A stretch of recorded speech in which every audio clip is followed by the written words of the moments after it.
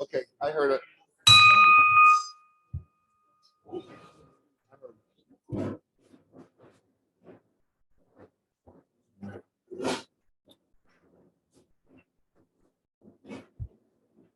Good afternoon and welcome to the March 9th, 2023 meeting of the Rotary Club of Orlando. I'd like to remind everyone, if you haven't done so already, please silence your cell phones for the meeting. We'll remind you to turn them back on at the end of the meeting. Now, I would like to extend a special welcome to all of our visiting Rotarians and special guests today. We're very glad you could join our meeting. Now, to start the meeting, Pastor Don Moody will give the invocation. You know, such a beautiful day. I just think our prayer should be a thanksgiving today. So let's pray.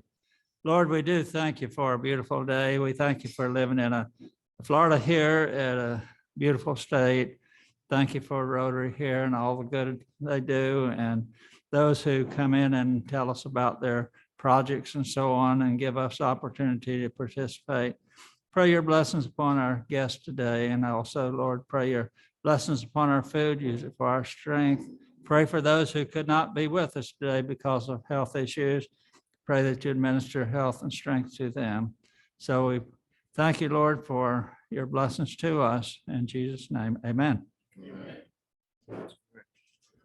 Thank you, Don. Now for patriotic music, Harry Voorhees. Let's sing something we haven't sung in a long time. My country, 'tis of thee. My country, 'tis of thee, sweet land of liberty. Of thee I sing. Land where my fathers died, land of the Pilgrim's pride. From every mountainside, let freedom bring. I pledge allegiance to the flag of the United States of America and to the republic for which it stands, one nation, under God, indivisible, with liberty and justice for all. There you go. Leon Hanley. Thank you, Harry. Yes, sir. Now for the formal introduction of all of our guests and visiting Rotarians, I'd like President-elect Chris Whitney to come up here. Welcome, everybody, to the friendliest club in the district. We have two visiting Rotarians today and a few guests. And of course, when I announce your name, if you would please stand and stay standing, we have a special greeting at the end. So first, our two visiting Rotarians, Uma Kasi, right up front. We have David Rose from Orlando Breakfast. There he is. Then visitors, we have Guy Meenan, a guest of Rich Ungaro. We have Jim Alifat, another guest of Denny. And then finally, Marisol Rivera, a guest of Rich Ungaro.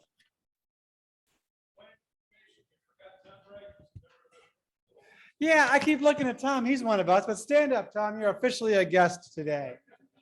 And you're going to pay a guest fee, of course. But Maestro, how do we welcome our guest? Hello, stranger, gather round. Welcome to our friendly town. Don't feel lonesome, just shake hands. You're among Rotarians. Sit down. Oh, don't go, don't go. Okay. All right. We'll wait for the noise to break down a little bit. Okay. Thanks, everybody. Yeah, you can all sit down now. Okay, I've asked Chris to stay up here for another minute because Chris just recently attended the PETS training and he's got some updates from district and some of the things that he learned. I think we can all find them very interesting. So Chris, please give us an update on that. Thanks. How many people have been to a PETS training session? Several in this room. You know, I'm a 30-year Rotarian, 34-year Rotarian, And I didn't know how much I really don't know. And when I did the president's training 20 years ago back in Miamisburg, Ohio, we went to a lodge for a couple of hours and walked out with a little bit more information. It's humbling to think about being the president in front of 100+ members for a whole year. Then you go and you get in a room with 528 people who are looking at the exact same job. Now, not all of their clubs are that big, but I can tell you it's very humbling. As the biggest club in our district, we barely made the cut of being a large club in Florida. So this was a gathering of all the presidents-elects for the state of Florida out at SeaWorld. So that's very humbling. I mean, we're a big kid in our little pond, but even in the state of Florida, we barely made the cut. Gainesville has over 200 people in their club. Small town, big club. They have 5 other clubs that share a foundation. There was things I never even thought were possible. So, our the big revelation was, what is your membership value proposition? Are we a service club? And in reality, what we really are is a member club. And this light bulb came on for me there. We are about the member experience. We're about, as a group, providing professional development to each other. When you become a Rotarian, over time, you're going to be a different person. And in my opinion, you're going to be a better person because of this experience. And they categorized membership in sort of 3 phases. And some of you got my calls as we were trying to rally all hands on deck for the poker tournament. I stand humbly before you today, understanding Rotarians far different than I did before. And it breaks down into sort of 3 categories. And it's always good if you can make a list. But that new member of brand new to 5 years, what does that member look like? That member looks like somebody in the community that knows something about Rotary, is interested in meeting people, maybe advancing their business, maybe meeting clients, certainly developing a bigger group of friends. And we find that if we can keep you past that 5 years, the chance of you being a Rotarian for the rest of your life only changes if you move or die. And that happens to us too. So then the next category of membership is that sort of 6 years to 15 years. I've drank the Kool-Aid. I am a Rotarian. I'm interested in doing service projects. I'm willing to give money because my business is better. I've moved along in my career. I've developed some skills. Maybe it's time for me to be president. All these kind of things happen. And so you really continue to evolve and truly what that service part of Rotary is. Then we have this, I really believe, the most special part of Rotary. And that's that 16 years to whenever, you die, pretty much. That's a place where, I've met all my friends. I've done all the projects. I can really sit back and enjoy the fruits of my labor because the club got bigger, the club got better, and now I can provide that little tweak to all the new kids that are going through all those life lessons that we learned. How cool is that? And I really think as I look across this room, I can almost categorize everybody in that list.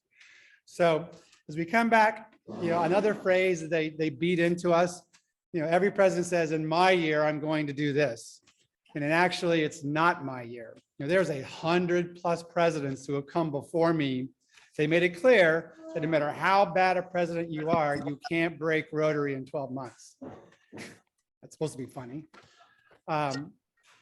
Really, my turn at the helm is, this ship's been on the sea for 100+ years. I just had to get to standing and grab the helm for 12 months. And we can adjust the sails for whatever wind's blowing our way. The guys who came through COVID, my goodness, those were trying years. We've got, the wheels back on the cart and we're ready to go forward. So we're looking forward to an exciting time. My goal for next year is raising the bar as that membership experience, knowing that your time is very valuable. Our biggest competition to Rotary, to becoming a member here, is not Kiwanis or other professional organizations. It's life. How many hours do you have in a day to give away? Family time. And I think this even goes back to those phases of Rotary. If you become a Rotarian young in your life, you've got family and kids and all kinds of other things that are tugging at you. So our goal, and I love Rich Ongeros, which is out on a cruise ship somewhere, I think online, let's make this the happiest hour of your week. And I want to take that farther. I want you to look at your Rotary membership as what it's actually doing for me. I think that list is very long. Professional development, lifelong friends, community service, reading to a small child that may not remember your name, but you put that pebble in the pond to make great things happen. So I came out drinking the Kool-Aid, and hopefully our planning for next year is going to be even better. So thank you for yours. All right, thank you, Chris. Looking forward to next year. I really am too. I said, one thing, what are you looking forward to? And I said, I'm really looking forward to becoming a past president right now. So speaking of past presidents, I've asked past president and future district governor, Dr. Richard Harris, to come up here and give us an update on district activity. As chair of the district service committee, service above self, wherever it comes from, catches my attention. And 2 days ago, I saw this article from a national news media. The headline says, Salvation Army offers emotional, spiritual, and other support after the Ohio train wreck. We've all heard Ken Chapman, the local captain, talk about all the things that we do in Orlando. But when this train wreck spewed chemicals and drove people from their home, Salvation Army was the first one to send food trucks. They donated 15,000 cases of water, and they set up counseling centers to deal with the emotional part of it, as well as feeding and housing people. We forget when we listen to Ken how much goes on behind the scenes. It's one of those things where when you see Ken again, thank him and Salvation Army for being there when they're really needed. And one last thought, Rotary is a membership experience. When I look around the room, when I first came 20 years ago, I looked around the room and I saw, oh, he was in the paper yesterday. He was in the paper last week. He's in was on TV yesterday. I looked around at these leaders of Orlando and I thought, boy, this is a group I enjoy. I love being part of. And then by 5 years, I looked around and I said, these are my friends. They're not just names in the paper, they're my friends. And then going forward from that, I look around and I say, this is my Rotary family. So one of the things that occurs to me for the membership experience is to expand that and say to our younger members, Rotary builds leaders. You saw the enthusiasm Chris has for leading this club. Rotary builds leaders. And then those leaders go out and do remarkable things like end polio, provide clean water, feed the people who need it, promote education. It's not a stretch to say that history is written in the remarkable acts of ordinary people. And that's us. Let's do our part. Great talk, Dick. Thanks very much, Dick. And speaking of the growth in the club, one of the my favorite things actually is the classification talk, when new members get a chance to stand up in front of the club and say, this is who I am and this is what I do. And today is one of those days where we have new member Maria Zondervan, and she is going to give her classification talk. So please help me welcome new member Maria Zondervan. When you're about to. Are you about to? Hey everyone, so I wasn't gonna do this, but someone while I was doing greeting today said I should, so I'm gonna see how your Swedish pronunciation is. So I'm Swedish and have a very long name. So the last part is Dutch, as you recall. So in the original pronunciation, here's my full name. You guys ready? Maria Birgit Linnea Bengtsson Zunterman. Got it? Okay. Repeat it back. All right, Maria will do. Maria will do. So anyway, I'm really excited to be here and to become a Rotarian. Rotary gave to me, and so I'm excited to give back. When I got accepted to the University of Florida, where are my Gators? Fellow Gators? Go Gators, all right. So got one Gator chomp out of it. Yeah, I got accepted there, but you know, I had good grades, but I didn't have a lot of money, so I needed a lot of scholarships, and Rotary came through for me. So they sponsored me every year that I was there. And I remember going to that meeting every year to get that check, and they'd hand it to me and they said, one day, remember, you got to give back. So here I am, ready to give back. So excited to be your friend. Thank you. So with that, I got a degree in wildlife ecology and conservation, and I became a scientific biologist. So I worked for Fish and Wildlife Conservation Commission for a while doing that. Then transitioned over to St. John's River Water Management District, and I understand the executive director of St. John's is going to be here in like 2 weeks, I think. So you'll get to hear from him. He's an outstanding man. And so I worked for them for quite a long time. Halfway through that career, I actually took a sabbatical, went back to Sweden where I was born to get my master's degree because they offered the best environmental and management and policy master's degree in the world, and they offered me a chance to go get it for free. So I couldn't say no. So I took a sabbatical, did that, brought my 2 kids with me. I had 2 boys. They were 7 and 9 at that time, which was the exact age that me and my brother were when we came to the United States. So I knew they'd be able to learn the language quickly and learn some of that Swedish heritage that I've been trying to put in their heads, but until you live it, you know, it's kind of hard to know. So got to do that experience, which was great. Came back here to Florida and continued my work with St. John's, got a couple of promotions because of the new degree. And so I spent 26 years working with endangered species, bringing back species from the brink of extinction, and then working to restore their habitat, doing a lot of prescribed burning, fighting a lot of those Florida wildfires that we have. So I have literally set fire from the ground, from horseback, from ATVs, airboats, and helicopters.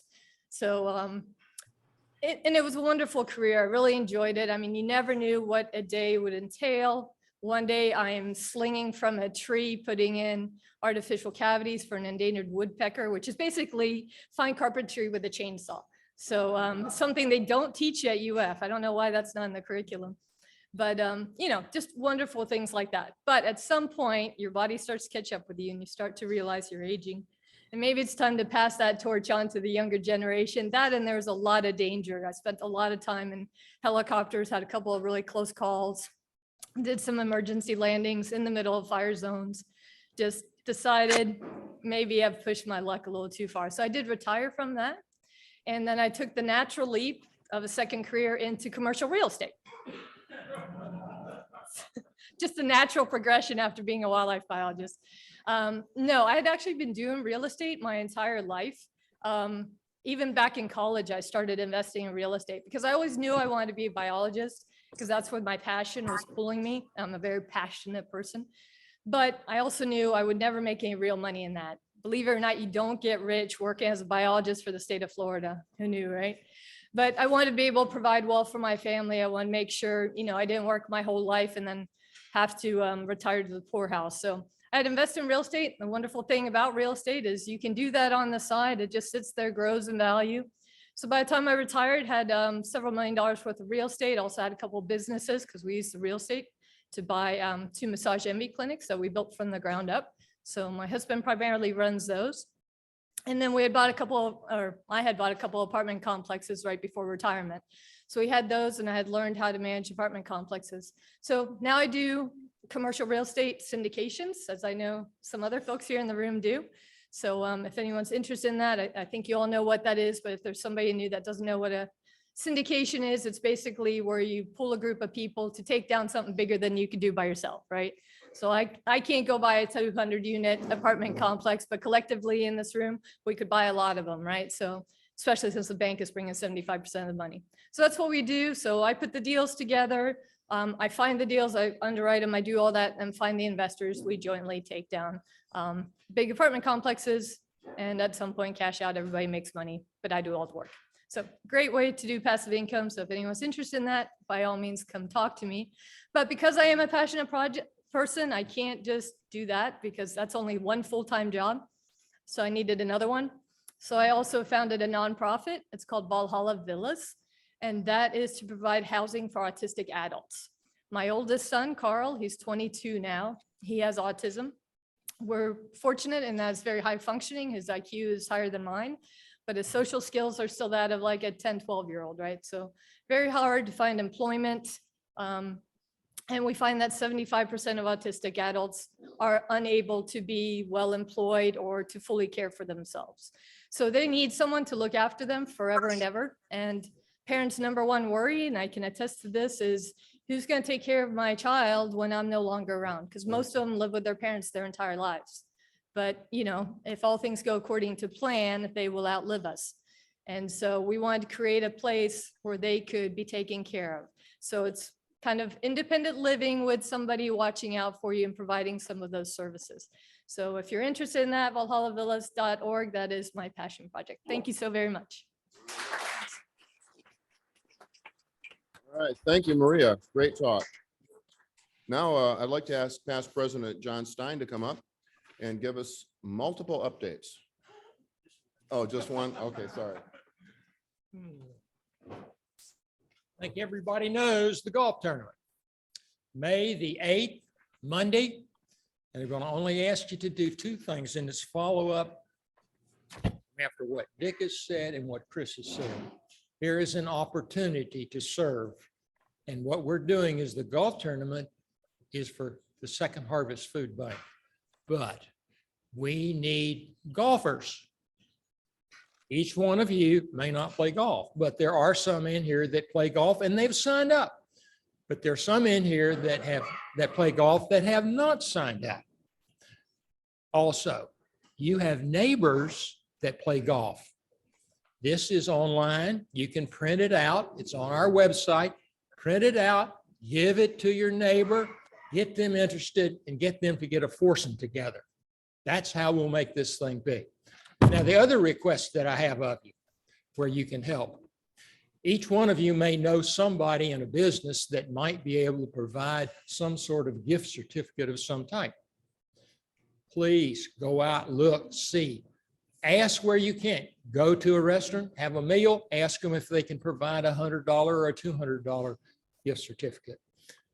That's how we're going to make this thing so that the Second Harvest Food Bank can continue to serve all those people in our community. And that's what we are. We are a service club. In support of what Dick has said and Chris has said, thank you. I appreciate your support on that. And I am the guilty party that made Maria tell you what her real name was.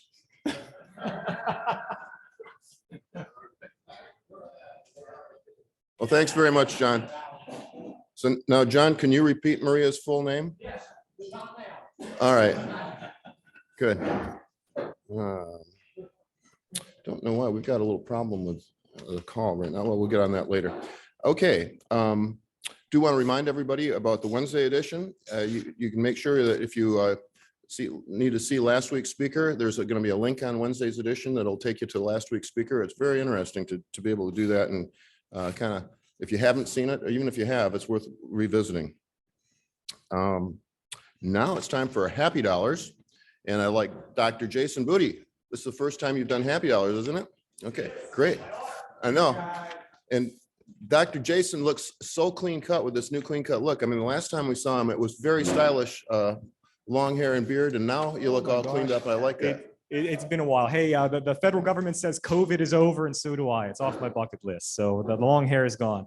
Happy Dollars, my first time. Thank you all very, very much. You know how this goes. The more money you give, the less bad dad jokes that I tell and nonsense trivia about the day. I'm happy because we have a whole new cabinet. We restocked the cupboard with rotor actors and Barry University Law School. So very happy about that. I have $1 for that. Now, just for a sample of what you're going to hear today, March 9th trivia. Today, Napoleon married Josephine. famously in history. I'm something of a historian myself. So somebody once asked me, Jason, do you know what nationality that Napoleon was? And I said, of course I can. No. Oh yeah, here we go. I just want to remind everybody, Maria mentioned scholarships to the University of Florida. Don't forget, we're now accepting applications for scholarships for Valencia College. So spread the word. We've got a fair number to provide this year, so help us out. All right, thank you, Bill. And Dick over here. I have 20 hefty dollars to say thank you to all the women who belong to this club. Yesterday was International Women's Day, and I, for one, feel privileged to count all of you as my friend. All right. There's $1 for incoming President Chris. What a great talk, and I like your enthusiasm. You're going to have a great year. Thank you. Bill, did you have something you're specifically happy about? All right, Denny. Jim Elifant can't be here next week, so we're going to have an impromptu fireside chat after the meeting over there. If you'd like to join us, you're welcome to do so. We'll be there maybe 20 minutes to a half an hour. Wow, this is going well so far. So I feel like I better tell my second joke here to encourage more. Okay, any Navy veterans in the room? Navy veterans? Not this morning? Oh, okay. Thank you for your service back there, Jim. Today at 1862 or 63, I want to say 62, Battle of Hampton Roads, Monitor versus Merrimack, the very first metallic battleship combat changed Navy combat forever. I myself have not served. I've played a game or two of the game Battleship. I got to say my experience was hit and miss. Oh. Okay. No takers on that. All right, how about over here? All right, George. Okay, thank you. Further to what John Stein was talking about, if you know somebody that plays golf, think about sponsoring them if you don't play. You know, $125 before the, I believe it's the cutoff in April. April 21. So if you know somebody that's decent golfer or what have you that wants to compete, say, hey, I'll sponsor you. Thank you. Thank you, George. All right. Over here, Jim. Thank you. I've had contact now in 5 days with 2 people from Sweden. And I just want to tell you my great-grandmother's real name, and her real name was Hulda Isaacson. And growing up, I knew that I was a Poika and my sisters were Flickas. All right. Calvin. I have one happy dollar. I missed Pat Phillips' nice presentation on airports. Not happy about that. But when I was watching it, I was actually watching it online, so I couldn't say anything, but I was reading a book right after that my grandfather actually had the first airfield in Florida, to note, in Miami. So. Well, as I head back here, I'll say famous birthdays today is Garry Kasparov, the chess player. A lot of people think chess players are boring, but actually they mate quite often. Wow. A couple happy dollars for recognizing International Women's Day at the PETS conference. I actually noticed, certainly in the large club session, I believe there were more women than men president-elects. And if you looked across the big room, I mean, it was almost 50-50, and that's Rotary's come a very, very long way. Great. Now come over here, mercifully without a joke.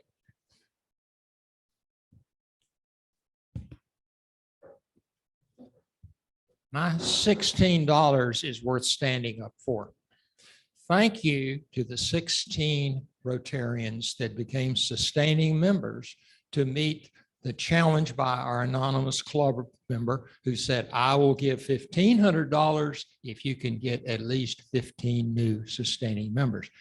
Now, that doesn't mean you can quit now. You can keep giving. And you do have received an email from me saying, meet the challenge. And you have met this challenge, but let's keep on keeping on. Thank you. All right. Right on.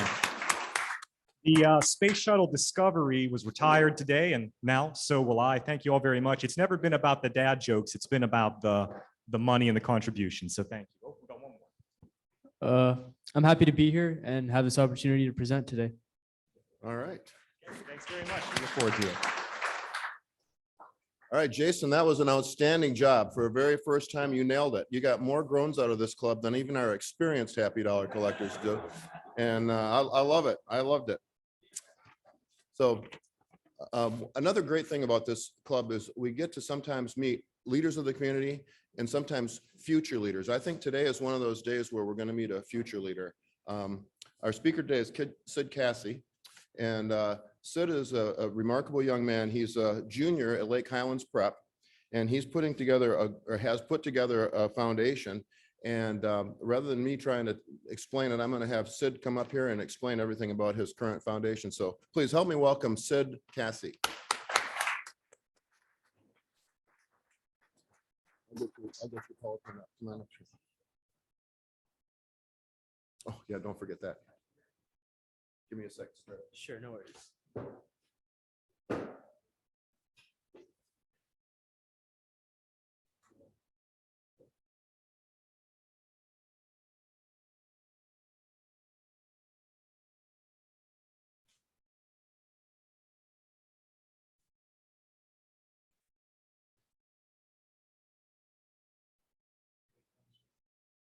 Great.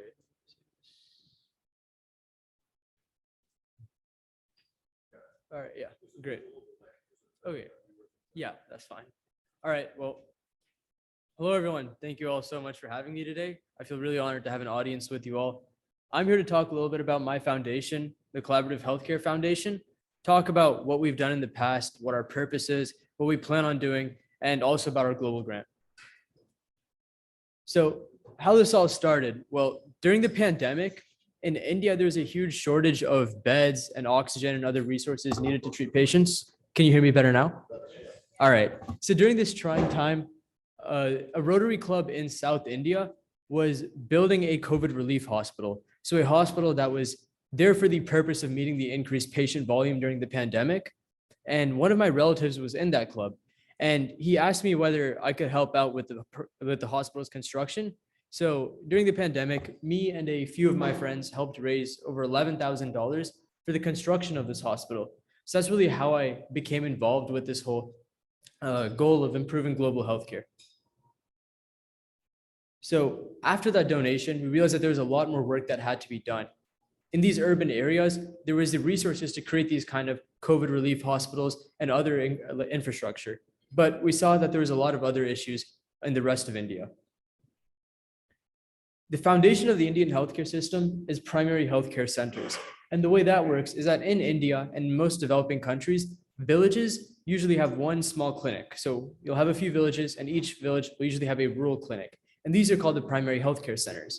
So there's over 30,000 in India, and together they serve around 500 million people. So they're crucial and they're really the backbone of the healthcare system in India and really all over the world in developing countries. Despite this, these rural small clinics are the most underfunded and neglected. And that means that people in rural areas in these villages have really poor access to healthcare, and there's so many of them. So that's the issue that we aim to solve after the pandemic. We were wondering, now that we've already started working on this issue of global healthcare, what can we do to expand after the pandemic? And this is what we chose. Our goal was always to improve these primary healthcare centers.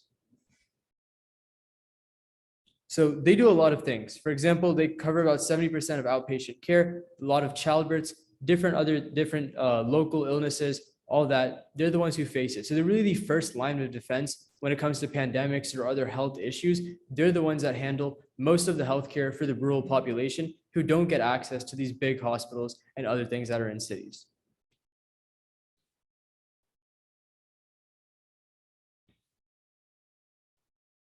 If this works.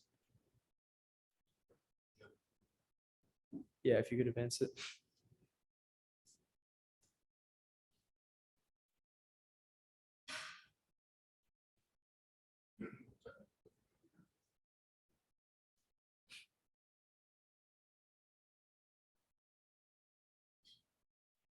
All right, fabulous. So with these primary healthcare centers that we deemed were so important, we identified a few issues. So first, these primary healthcare centers didn't receive the same kind of funding that private hospitals had. So as a result, the quality of care was a lot worse. They lacked basic equipment, medicine, staff, and other resources they needed to treat patients effectively. Additionally, there wasn't much collaboration between the different people who could help these hospitals out. So the government, private companies in the area, no one was really working and collaborating to help these primary healthcare centers. And as a result, the government was shouldering almost all of the burden. Yeah. Great. So that's why we started the Collaborative Healthcare Foundation. Let's see if this works.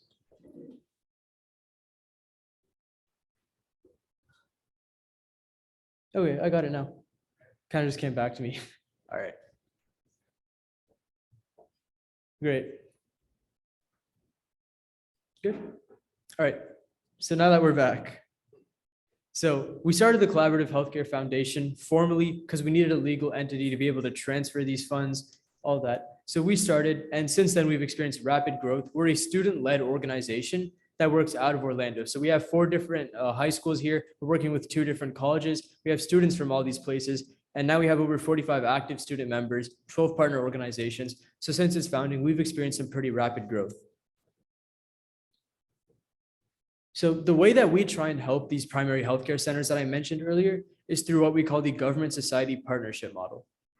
So what we do is that we serve as the glue that forms a collaboration centered around the primary healthcare center, or PHC, and we bring in all these other key stakeholders in the region. So for example, we'll go to a village, and when we go there, we'll identify all these other people who are willing to help out to improve the primary healthcare center. So that includes involving corporate sponsors in the area, the village representative, local universities, and they all play a different role. So for example, local businesses will be able to pitch in some money. The village representatives will spread awareness about the improved facilities at the primary healthcare center, and local universities provide a volunteer force. We work with different government agencies to get the necessary approvals. So like that, what we do, and the reason why we're called the Collaborative Healthcare Foundation, is that we go community by community in India and other developing countries. And in each community, we bring in all of these people who are willing to help out and create a team to effectively serve this hospital. And what this does is that rather than just donating money to the hospital and leaving, we're able to create sustainable change because now this hospital has a network to support them. So it's not purely relying on sparse government funds, but rather they have an effective community, which is all dedicated to improving the conditions of the hospital and giving better healthcare to the people in that village. So the way we implement that government society partnership model is through a 6-stage roadmap. So it begins with identifying a primary healthcare center. So the way that my foundation does this is that when a new student joins our foundation, they adopt a primary healthcare center in their ethnic homeland or anywhere they have a connection to internationally. So for example, I have friends in Ethiopia, friends from Jamaica, who all have joined my foundation, and after that have adopted a primary healthcare center in their native area where they're from, where they may have family or different connections. So that's the way that we've been expanding thus far. This student-led model allows, and we call it the adopt a PHC model, where a new member joins, they'll adopt a PHC in their area. So that's how we've been identifying them. After that, their first task is to organize a meeting with all these stakeholders that I mentioned earlier. So that means talking to local government agencies, local companies, colleges, different people who can help out. And often the Rotary Club there is their first contact. They go to these communities, see if there's a local Rotary Club, and from there they can get all these other contacts and begin to build that network that's going to support the hospital.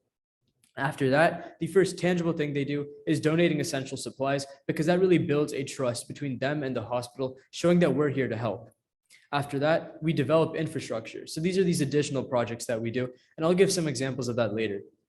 After that, we have things like medical camps, awareness and specialty programs, education and training, and we also have lots of continued monitoring and improvement. So for example, the Rotary clubs will monitor the hospital, check in every now and then to see that the equipment that we donated is still there and everything's still functioning well. So that last 4 is really part of our ideal about sustainable change, because we make sure that we're not just donating and leaving, but again, we're conducting medical camps, all of these programs that mean that we're always working to improve the PHC rather than just being a foundation that donates. So a few of our successful projects. India is really where we started, so we have a lot of projects there. So our first project ever was in a small village called Sholur. It's a mountainous village, and there we donated just $750 worth of medical equipment. So it's a small donation, but that's what really kicked us off. And that was the first primary healthcare center that we worked with. And so that's what started this chain reaction. So after that, the next year we came back and donated $1,500 worth of equipment to that same district. But rather than just that one hospital, the 12 hospitals in the entire district. So that way we're helping everyone in that area. Then we had a conference with all those key stakeholders in Uti, which was the area that district is in. And in that conference, we were able to get everyone's commitment to help out with these hospitals. Then, like I said, when another member of our foundation joins, they adopt a primary healthcare center where they're from. So one of our members then donated $800 worth of equipment to another primary healthcare center that they adopted. And then after that, we had the Karidi Mare project, which was the first time we fully went through all of those 6 stages that I mentioned earlier. So when we first visited this hospital, what we noticed is that these patients didn't have an area to wait. They were waiting out in the sun, in the rain, and that may not seem like a big deal, but most of the people coming to this hospital are going to be pregnant mothers or critically ill patients. So having to wait out in the weather for maybe an hour was a big barrier to access, which disincentivized people from actually seeking out treatment. So one thing that we set out to do was to solve that problem. So additionally, aside from the lack of a waiting area, it lacked lots of other critical equipment. For example, that picture on the bottom right is their entire lab where they would do all blood tests, all lab work was really all in that one table. So they lacked lots of critical equipment and a space for patients to wait. So the solution that we developed is that we constructed a multi-purpose waiting area for patients, and we donated lots of the critical medical equipment. So what really makes our foundation special is that unlike these large foundations that can donate to a lot of hospitals, because we're so nimble, we speak with the doctor, we speak with the members of the villages, we'll go out and do surveys, we'll talk to all these people. And through that, because we're a nimble foundation, we can develop these really tailored solutions. So we saw exactly what this hospital needed by speaking to the doctors, the people in that community, and we were able to provide exactly that. So through this method, we're able to very efficiently use our funds through these tailored interventions. So we had an inauguration event with the district medical director. That was a big event, and that's really what kickstarted our foundation's popularity. We had a lot of news coverage after this. And additionally, like aside from a waiting area, it's a multi-purpose area that's also being used for medical camps. So there we do different kinds of screenings, like screening for blood pressure, hypertension, all of that. So this multi-purpose waiting area also serves as a place where we can improve treatment and expand access to healthcare. And then from that event, we got a lot of news coverage, and that's what kicked off a lot of our fame and really our expanse as a foundation. And we were featured in the Indian national newspaper called The Hindu. That's a big newspaper in India. So a little bit more about these medical camps, because that's a big part of what we do. So this is a medical camp that we conducted in Selakarachal village. So like I said, we're doing things like screening for diabetes, hypertension, doing eye tests, and then pediatric checkups. So for a lot of people, this is their access to healthcare. And this is the same thing happening in Senwood village. That's another medical camp that we did. What makes these camps special is that if you go there, you'd be shocked by the amount of people who visit these medical camps and they have diabetes, hypertension, or some other disease and have no knowledge about it.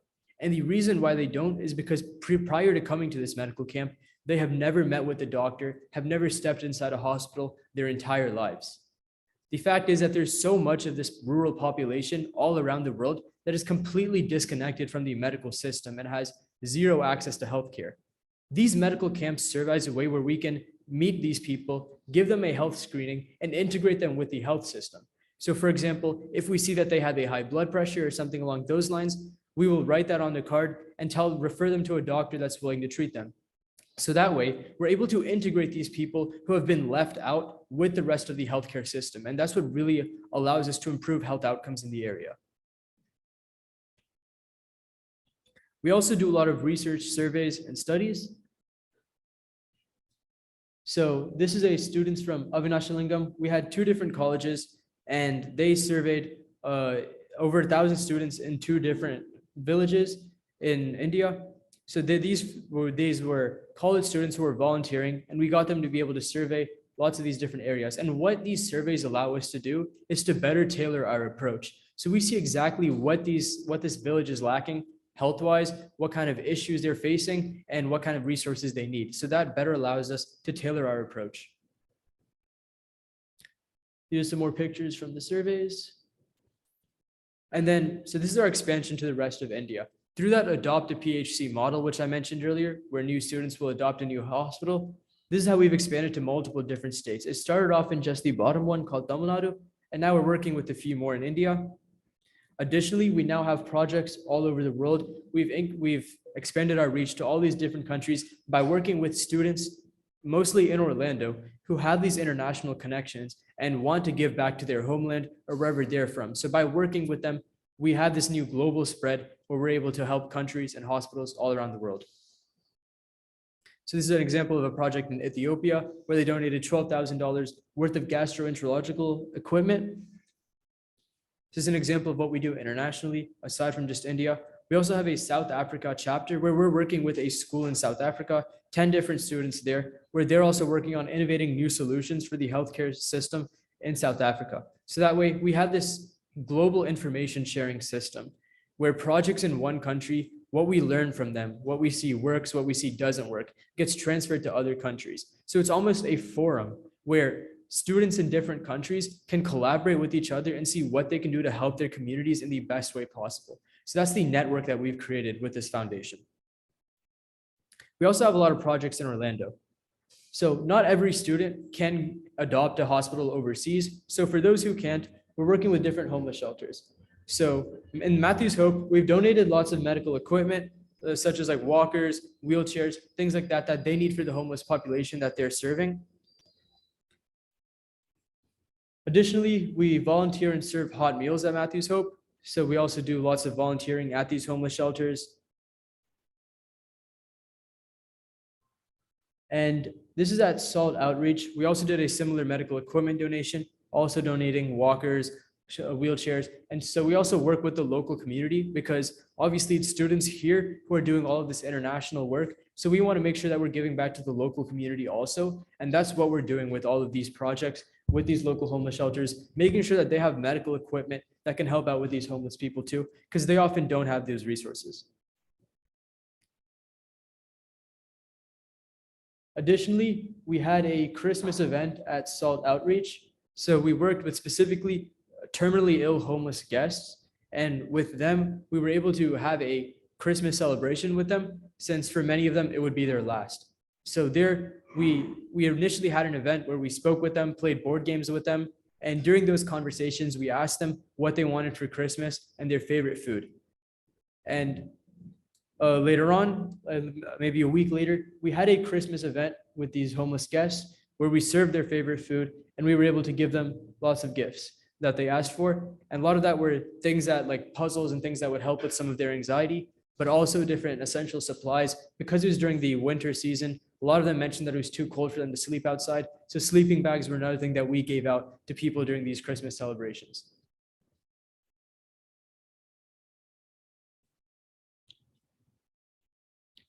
So an upcoming project that we have locally is a health screening for homeless and uninsured that we plan on doing.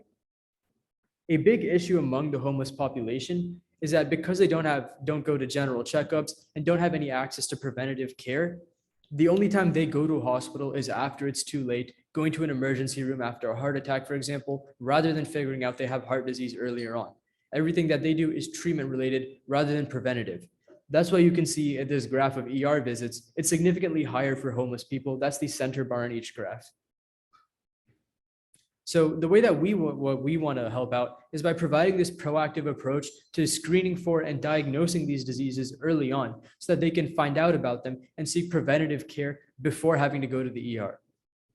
So we conduct these health screenings and we're going to measure a lot of different things. It's on the next slide. So in a health screening, there's a lot of different things that are included. So we're going to screen for things like their blood pressure, their BMI, their oxygen level. We'll also do vision tests to see because many of these people need glasses and don't know it, and often their blood glucose level to see if they're diabetic or not. So that way we can diagnose different diseases early on among the homeless population, rather than making them have to wait until something bad happens. After the screening, we plan on referring them to different people who are willing to help. There's a lot of local clinics who are willing to help treat the uninsured. Additionally, we are going to conduct healthcare awareness programs in these homeless shelters. So the idea behind this project is that a homeless guest who isn't going to the hospital, isn't getting any access to healthcare, when they come into a homeless shelter to get food, to get a shower, they'll be able to get this health screening also, because we'll set up a stand in this homeless shelter. And that way, because they're already coming to the homeless shelter, they can also get this health screening and see if they have any diseases that need to be treated, so we can have these early interventions to make sure that their health doesn't decline. We're also going to work with the Primary Care Access Network, which also provides a lot of the healthcare for the uninsured in the area. So that's one way when we screen someone and see that they have something like diabetes or hypertension, we can refer them to someone who's willing to help. So our first healthcare screening is coming up this weekend. So we're working with a local group, and we're going to be screening people at a local women's event. I think it's because it's Women's Month. So they're having an event, and we're going to set up a stand there. And really, this is our first time doing it, but we're going to be conducting these health screenings, the members of our foundation. And that's really how this project's getting started. So our team has rapidly expanded, as I said before. It started off with just me and 2 of my friends. And now we have all these different members. Many of them are from different countries and are working in these countries to improve healthcare there. Many of them are working locally, volunteering at these homeless shelters, trying to improve the healthcare for the uninsured here too. Our global grant project, and that's really why I've been going from Rotary Club to Rotary Club in the area, is to present this Tiny Feet Global Grant. So the host club is, one second. So the host club is the Rotary Club of Tech City in a city called Coimbatore in India.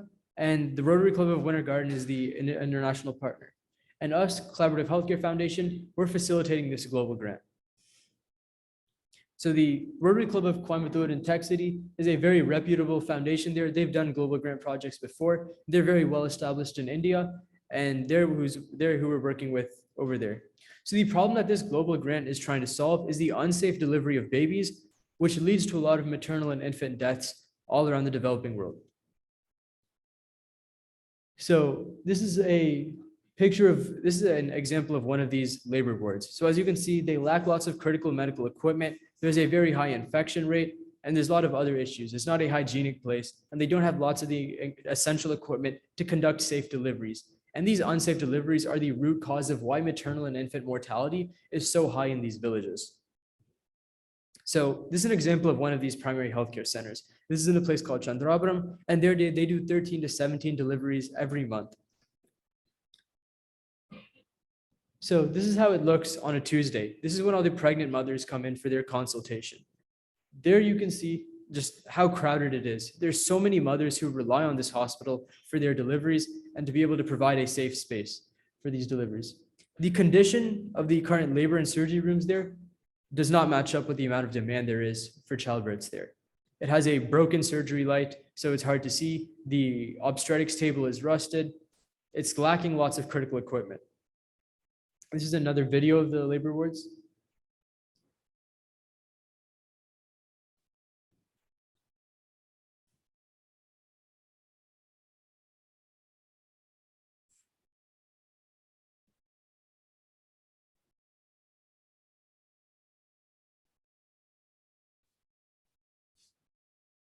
So those are the conditions and the equipment that these 13 to 17 mothers every month in that hospital rely on. So it's very important that we can provide better equipment to allow these childbirths to be more safe. So our solution, we're working in Coimbatore, which is a city that we're already very well established in, and we have good connections with the Rotary Club there. There we have identified 50 tribal primary healthcare centers that don't have lots of these critical labor ward equipment, and the global grant is trying to provide it. So these are all the different equipment that we have deemed necessary to have a safe childbirth. And despite how necessary they are, a lot of these hospitals don't even have these. So that's what we're trying to provide. So the way we secure funds for our project is through the Rotary Global Grant. That's the main one. So I go from club to club presenting this project, and that's how one way we get these donations to support this project. We also have donations from individual Rotary members. We have a lot of community fundraising events. So me and my friends will go to events around locally. Like for example, we're fundraising at a Diwali festival there. And we also have lots of corporate sponsors in India who are also willing to contribute. So that's how we really make this project possible and are able to contribute this equipment to these labor awards. So these are some of the presentations that I've done. It's been both here and in India. And then this is the method for financing global grants. I can talk a little bit more about it later on. So I really appreciate you giving me this opportunity to talk with you all today. I really appreciate any support that this club and any club can provide. It's super helpful and it has a huge impact. I can't even tell you how big it is internationally for these mothers and babies. So thank you all so much. Sid, thank you very much. We have time for a couple of questions. All I can say is, wow, how old are you? 16. 16, that's incredible polish. Is this your mom there? Yes. Well, that's the Rotary tie-in. That's, you've got to become a Rotarian. Thank you so much. You haven't decided whether you're going to become a Nobel Prize winner in medicine, or you're going to be president of India, president of the United States, or president of Rotary International. You're off to a wonderful start in your career. Very few young people are doing what you're doing to help others, and that's a terrific thing. Don't ever lose your impetus to what you're doing, okay? Thank you so much. Any other questions? I've got a ton of questions, but it'd take like 3 hours for you to explain how you got involved in all this stuff. It's just absolutely amazing, as Denny said. Thank you for being here. Thank you for your presentation, and thank you for what you do. Oh, thank you. Oh, wait, where? Oh, I'm sorry. Oh, 2. You blew my wrap up. I was just wondering what your website is or how we can donate. Yes, there's flyers on a few of these tables there. That has a QR code you can scan to volunteer, donate, or just learn more information. But it's www.collaborativehealthcare.org. So that's where you all can visit to learn more information about what we do. And we also keep it updated on our new projects and everything. I thought you said earlier in your talk that you have about 30,000 PHCs in India. Well, that's how much there are in total, like not that we're working with, but those are, yeah, that's around the amount. My real question is, you said about roughly 500 million people were being served.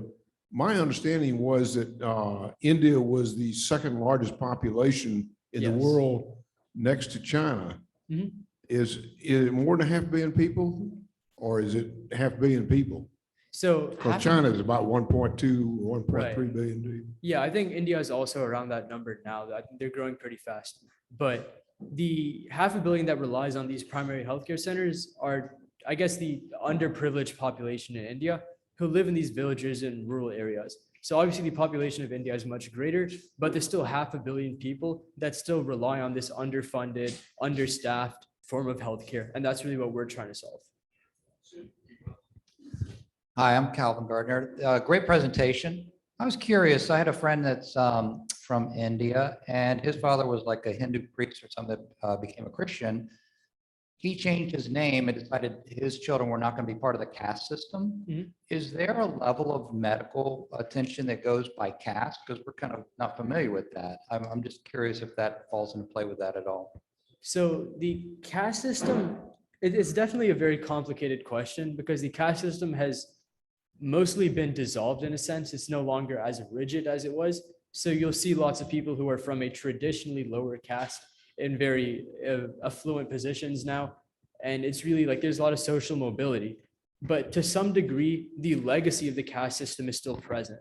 So a lot of the past discrimination in India, you still see those disparities almost implicitly today. So while there isn't like any formal laws or any formal, I guess, discrimination that's happening, regulating these people of lower caste to villages, rural areas, and these understaffed healthcare. But informally, a lot more of the people that we do see at these primary healthcare centers that are underfunded will be members of these lower castes, just because that dark history of discrimination has sort of left that as a remnant. Sid, thank you again for being here. Thank you for what you're doing. Thank you so much. Congratulations. Sid, thank you very much. That was a great presentation. I'd like to give you this as a little memento from us. Thank you so Hold it much. back from the bottom though. It's a, oh, there we go. Thanks again, Sid. That was a great presentation. Let's hear it again for Sid Kasi.